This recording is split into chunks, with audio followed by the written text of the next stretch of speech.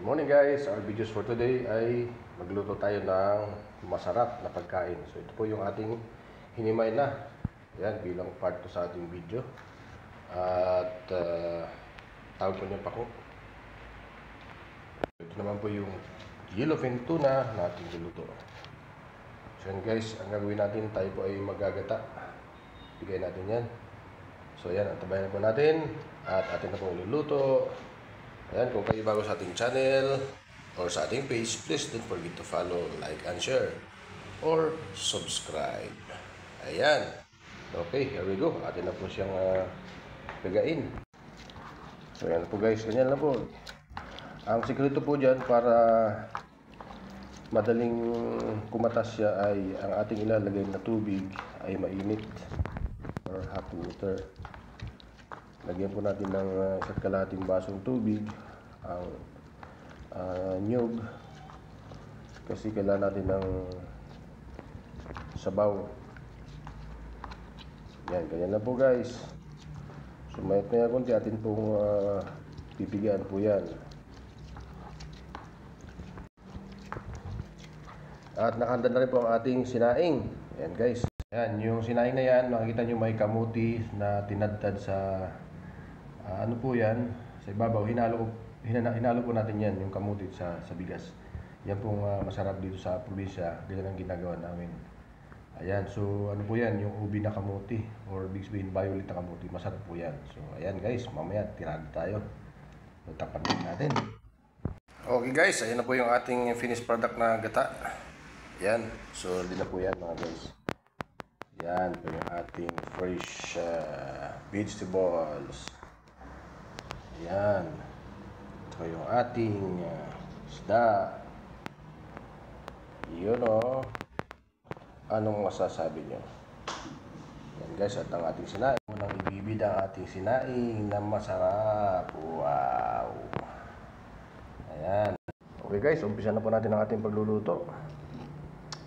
Ang ating gagawin ay yung ating ingredients ay atin na pong ilalagay dito sa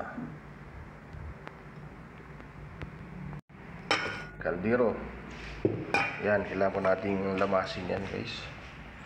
Lagay natin ng kunting gata para ang katas po niya ay mas lalong matindi. Yan.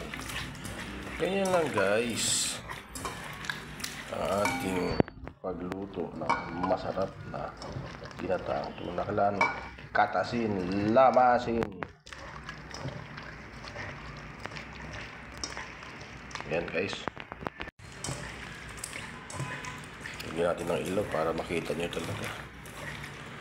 Okay, so okay na. Nakatas na po yan guys. Sigurado lumabas yung katas. So alisin natin ng konti.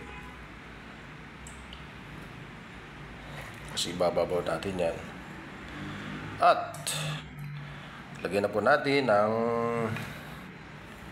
course yung ating pako bilang gulay natin. Ayan.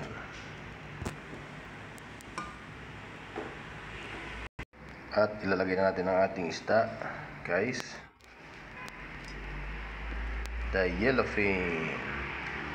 Ganyan lang po guys. Hindi mahirap gawin. Alien po ba? Alien. So ganyan lang. Ulo. Ayan, ulo. Ayan guys. Ayan.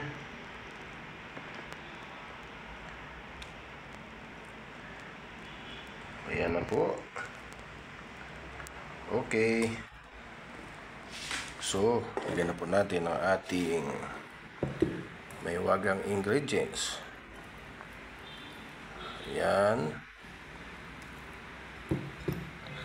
Para habang kumukulo po siya ay nandun na po yung kanyang lasa sa gata. Yung pinigyan natin kanina. So, lagyan natin ang sibuyas mga guys. Ayan. At ilagay na natin ang ating gulay. Yan o. Teka, lagyan natin muna ng asin. Asin muna guys.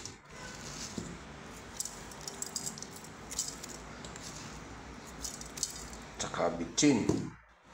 Alam niyo guys, ito dekada na po itong pangpasarap ng pagkain. Galing pa sa ating mga kanunguan. Gamit na po ang bitchin. So wag lang marami ang paglagay ha. Yung katamtama lang guys. Kunti lang yung butas kaya madaming alog.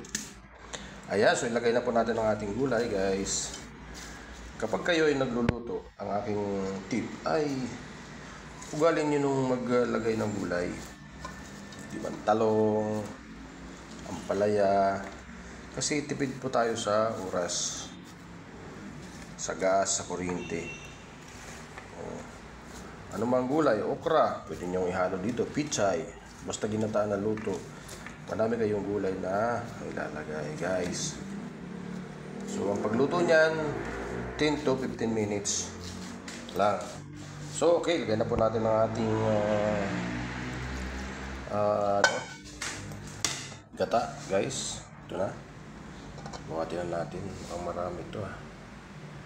Di bali kasi masarap ito isasabaw sa kanin. Ayan o. Masarap ito isabaw sa kanin guys pagka marami sabaw. So yan na po. Okay, atin na po siyang ilalagay sa apoy. Saan na po natin. Okay. Hello. Ay, so yan na guys. Nagsalang na natin. Mga 15 minutes luto na po yan. So ganyan lang po guys sa pagluluto. Wala nang masyadong maraming intro. Kung gusto mong matuto, subaybay lang ang video na to. Panoorin mo simula hanggang dulo. Thank you for watching guys and God bless.